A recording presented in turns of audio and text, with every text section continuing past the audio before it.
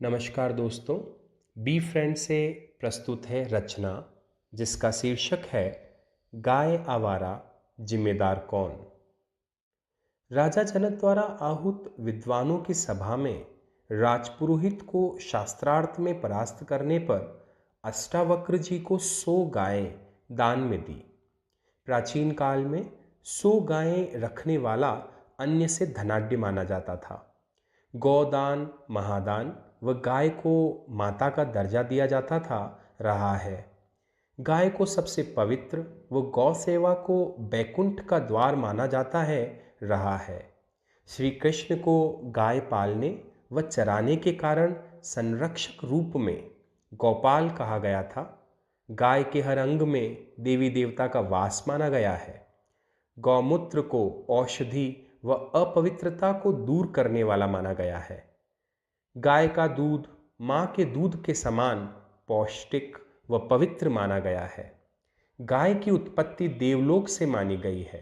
घर में गाय का पालन एवं सेवा सबसे धार्मिक कार्य माना जाता रहा है, किंतु वर्तमान में गाय एक आवारा पशु हो गया है। यत्र तत्र गौशालाएं होने के बावजूद गायें गलियों, चौराहा, सड़कों पर प्लास्टिक की थैलियां, कागज व गंदगी खाती नजर आ जाएंगी। गौ माता के नाम पर गौशालाओं में जितना दान दिया जा रहा है उतनी गायें वहां नहीं मिलेंगी।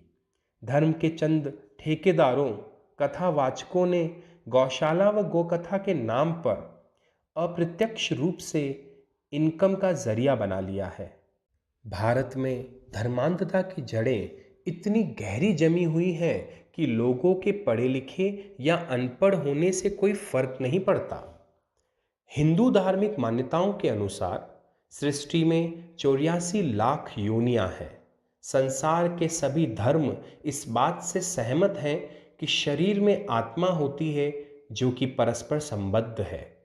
शरीर आत्मा का घर होता है, लेकिन आत्मा के बिना शरीर रूपी घर का कोई अर्थ नहीं रहता।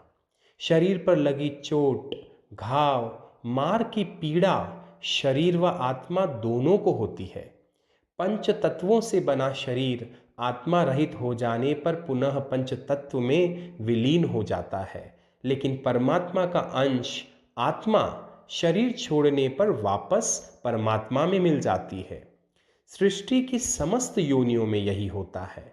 रचयिता ने उनकी बनावट, आकार, आयु, बुद्धि लब्धि, कौशल आदि में अंतर देकर जल, थल, नभ में रहने का विभेद किया है।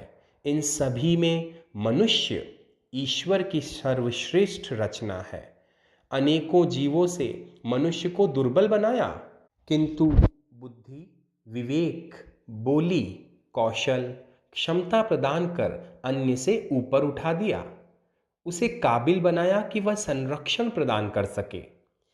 जीव विज्ञान की दृष्टि से देखा जाए तो सभी जीवित जीवों में शरीर में आत्मा होती है।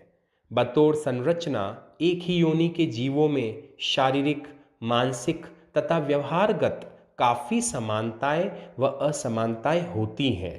पृथक पृथक योनियों में परस्पर भिन्नताएं होती हैं। ईश्वर ने सृष्टि रचना में जितने भेद विभेद किए उससे ज्यादा मनुष्य ने कर दिए। मनुष्य ने जानवरों में से गाय को अपनी स्वार्थ सिद्धि के लिए पवित्र घोषित किया, माता का दर्जा दिया। गाय के महत्व व कीमत को इतना बढ़ाया कि उसके अंग प्रत्यंग में देवी देवताओं का वास बताया। उसके दूध, मूत्र, गोबर को पवित्र, उपयोगी, गुणकारी, शुद्धिकारक कहा। जीवन विज्ञान की दृष्टि से गाय भी वैसा ही जानवर है जैसे अन्य। मनुष्य ने जानवरों गाय, बैल, कुत्ता, बिल्ली, घोड़ा, हाथी, भैंस, बकरी, बकरा, गधा, खच्चर, खरगोश, मछली, पक्षी, चूहा, कछुआ, सर्प, बतख, ऊंट, भेड़, सूअर, मुर्गा मुर्गी, टर्की, मधुमक्खी, याक आदि को अपने सहयोग, आजीविका के साधन व व्यापार परिवहन, खान पान के लिए रखा, पाला। हर जानवर अपनी जगह और उसका अपना महत्व है। ये सभी मनुष्य को कुछ न कुछ देने वाले तथा लाभकारी रहे हैं, इसीलिए वह उन्हें पालता, सुरक्षा करता व रखता है। जो जानवर मनुष्य के लिए उपयोगी, लाभकारी नहीं, उन पर वह ध्यान नहीं देता, बल्कि उसे हानि पहुंचाने वाले को मार देता है। उसके प्रतिकूल चलने वाले का जीवित रहना मुश्किल है। जानवरों का उपयोग उसने अपने मतलब व हित साधक के रूप में किया है, जिसमें गाय सबसे सस्ता, सीधा, भोला व उपयोगी है। ज़्यादा भोला प्राणी होने से उसे अल्लाह की गाय भी कहा जाता है।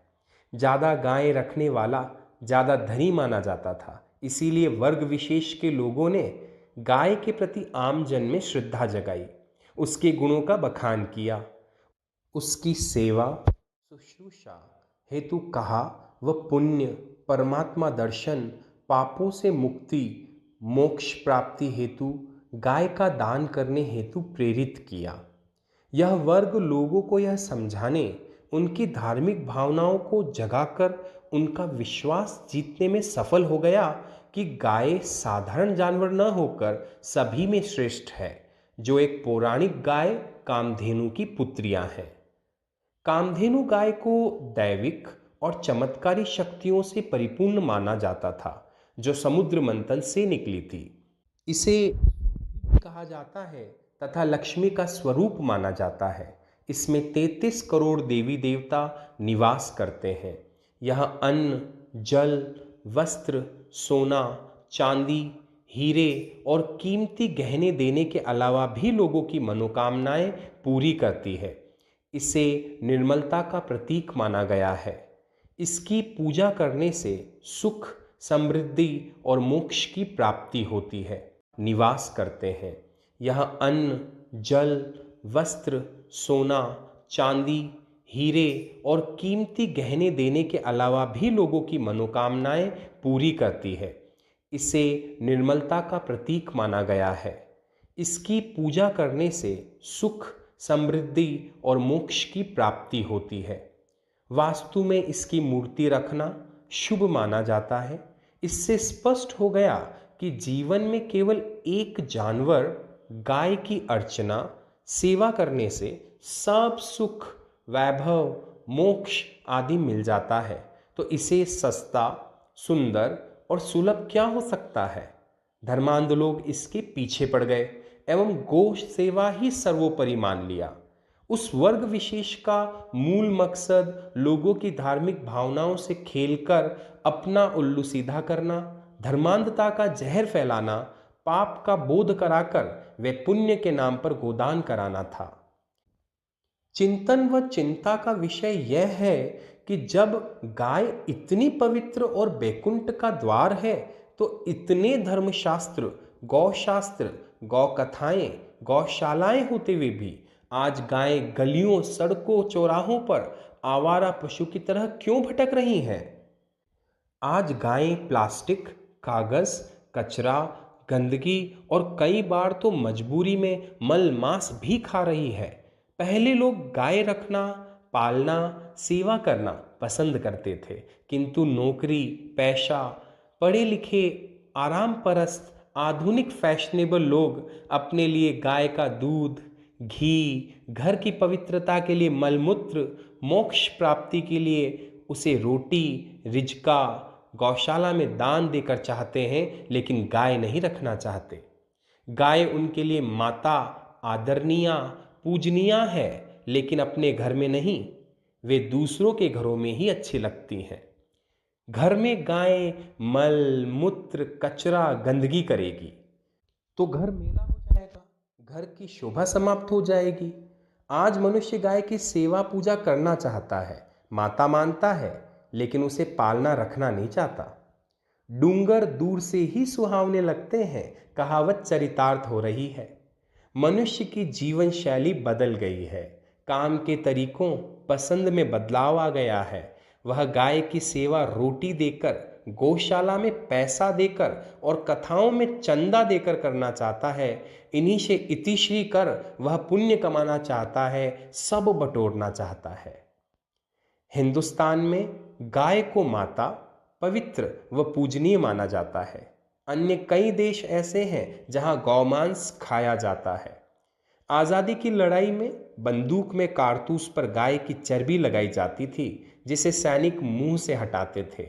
अभिप्राय कि गो हत्या पहले भी होती थी। कई ट्रक भरकर गायों को कटनी में चोरी छिपे भेजे जाते हैं। आज भी बहुतायत तस्करी गायों की होती है। कई देशों में गौमांस एवं बीफ खाना पहली पसंद है। बीफ मवेशियों के मांस का पाक नाम है। आज सूअर के मांस और कुक्कुट के बाद बीफ दुनिया में तीसरा सबसे अधिक खाया जाने वाला मांस है। उनका मानना है कि गाय का मांस खाने में परेशानी क्या है? जब गाय माता हो सकती है तो भैंस, बकरी और भेड़ भी तो मनुष्य को दूध पिलाती है, फिर वे माता क्यों नहीं हो सकती? बीफ के वसा का इस्तेमाल विश्व प्रसिद्ध मंदिर तिरुपति बालाजी के प्रसाद में इस्तेमाल हो रहा था, जिसे भारत भर में बवाल हुआ।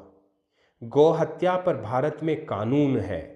यहाँ 29 राज्यों में से 24 में गौ हत्या पर प्रतिबंध है। उत्तर प्रदेश में गाय, बैल, सांड का वध कराना, वध के लिए अर्पण करना गैर कानूनी है। मारे गए पशु का मांस रखने पर 1 साल तक की जेल और 500 रुपए तक का जुर्माना हो सकता है। हालांकि कुछ राज्यों में प्रतिबंध के बावजूद गायों की हत्या की जाती है, जैसे झारखंड, महाराष्ट्र, दिल्ली, उत्तर प्रदेश, पंजाब आदि। बिहार में रोजाना 500 गायें और 200 भैंसें कटती हैं। चोरी चुपके मिली भगत के आंकड़ों का हिसाब लगाना मुश्किल है। बीफ एक्सपोर्ट में भारत दुनिया का तीसरे सबसे बड़ा निर्यातक देश है। 27 अक्टूबर 2020 गाय को चोट पहुंचाने या उसकी जान को खतरे में डालने वाला कोई भी काम करना सजा की वजह बन सकता है। 26 अक्टूबर 2005 को भारत के सर्वोच्च न्यायालय ने एक ऐतिहासिक निर्णय में भारत में विभिन्न राज्य सरकारों द्वारा बनाए गए हत्या विरोधी कानून की संवैधानिक वैधता को बरकरार रखा। लोगों ने यह गलत धारणा बना रखी है कि भारत में सिर्फ मुसलमान ही मांस खाते हैं। यह बिल्कुल निराधार सोच है, क्योंकि इसका कोई ऐतिहासिक आधार नहीं है। वैदिक साहित्य में ऐसे कई उदाहरण हैं जिससे पता चलता है कि उस दौर में भी गौमांस का सेवन किया जाता था। यज्ञ में गोवंश की बलि दी जाती थी। उस वक्त यह भी रिवाज था कि अगर मेहमान या कोई खास व्यक्ति आ जाए तो उसके स्वागत में गाय की बलि दी जाती थी। शादी के अनुष्ठान में या फिर गृह प्रवेश के समय भी गौमांस खाने खिलाने का चलन आम हुआ करता था, जो गुप्त काल से पहले की बात है। भारत में गौ हत्या पर प्रतिबंध नहीं रहा, लेकिन 5वीं से 6ठी शताब्दी आसपास छोटे छोटे राज्य बनने लगे और भूमि दान देने का चलन शुरू हुआ। इसी वजह से खेती के लिए जानवरों का महत्व बढ़ गया, खासकर गाय का। उसके बाद धर्मशास्त्रों में जिक्र आने लगा कि गाय को नहीं मारना चाहिए। ऐसा नहीं है कि जो गाय आवारा घूम रही हैं, सड़क कई बार असावधानीवश तेज गति वाहन की टक्कर से तड़पती है, मरती है, उनका कोई रखवाला या मालिक नहीं है, बल्कि गलियों, सड़कों, चौराहों पर आवारा की तरह घूमने वाली गायों के मालिक हैं। बस फर्क इतना सा है कि जब तक वे दूध देती हैं, उनकी ठीक से देखभाल की जाती है। चारा रिस्का डाला जाता है, बाद में नहीं। दूध न देने वाली गायों के भी मालिक हैं, जो रात को उन्हें अपने बाड़ों में रखते हैं, लेकिन सुबह बाहर निकाल देते हैं, जो इधर उधर मुंह मारे फिरती हैं। सड़कों पर बैठी गायों की मालिक है, लेकिन दूध न देने के कारण उन्हें छोड़ दिया जाता है। गर्भवती होने पर उन्हें ले जाते हैं।